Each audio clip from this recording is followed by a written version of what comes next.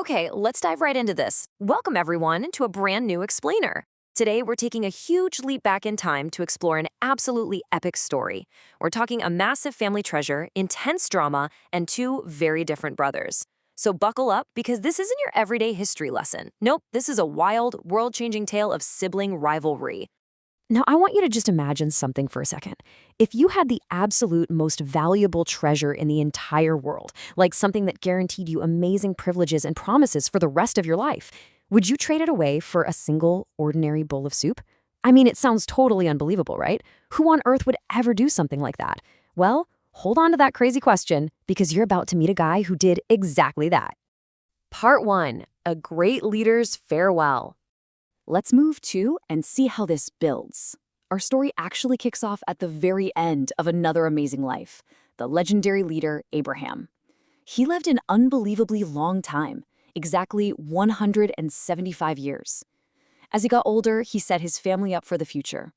He gave gifts to his other sons and sent them packing off east to the land of Kedem, but he left everything he owned, his true, massive inheritance, straight to his son Isaac.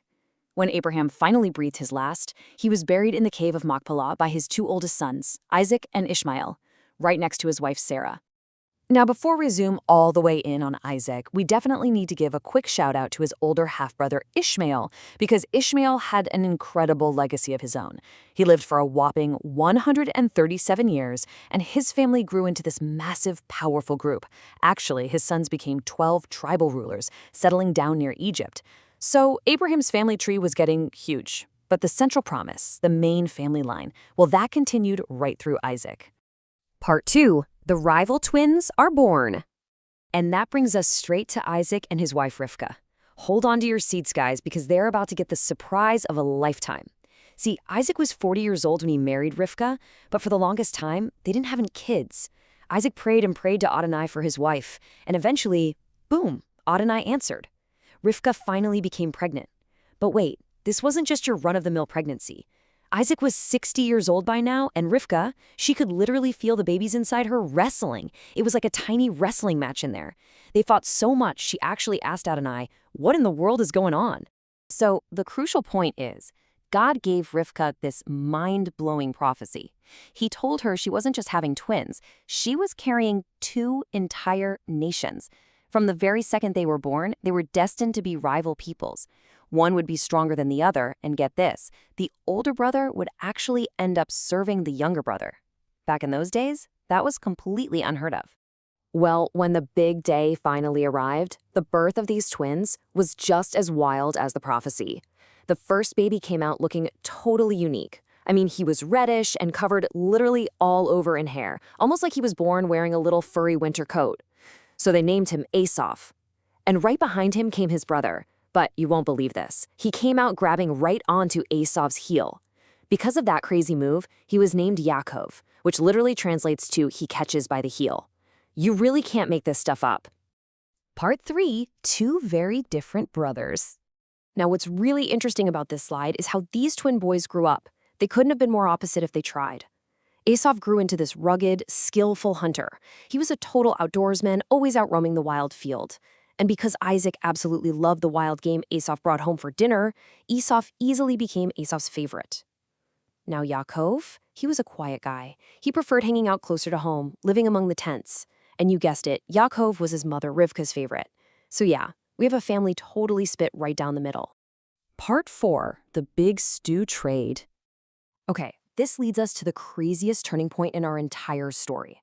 To understand why an ordinary lunch exploded into this epic rivalry, we need to talk about something called a birthright. Back then, the oldest son, the firstborn, was guaranteed the birthright. Now, this wasn't just a physical treasure chest full of gold coins.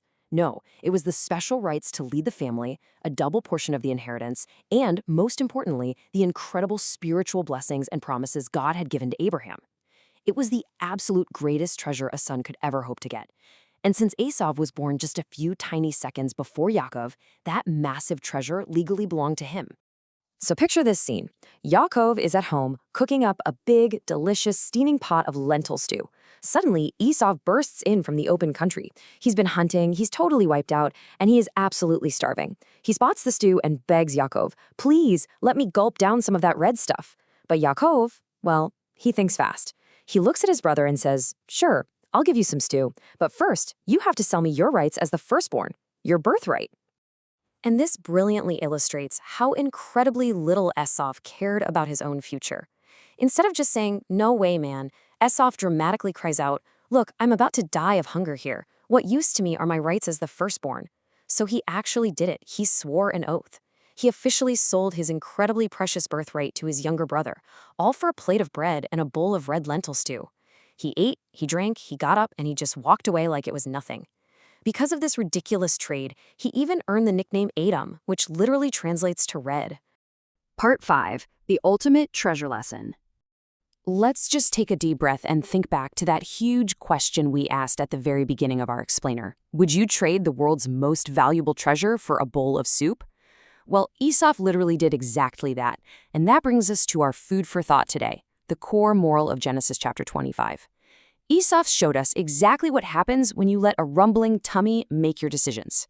He let what he wanted in that exact temporary second completely destroy the amazing things he could have had forever. We've got to remember to value our spiritual inheritance. Seriously, do not trade away your long-lasting, eternal blessings just to satisfy a temporary craving. Keep your eyes locked on the real treasure. Ask yourself today, what is the true birthright in your own life that you need to protect? Like, share, and subscribe.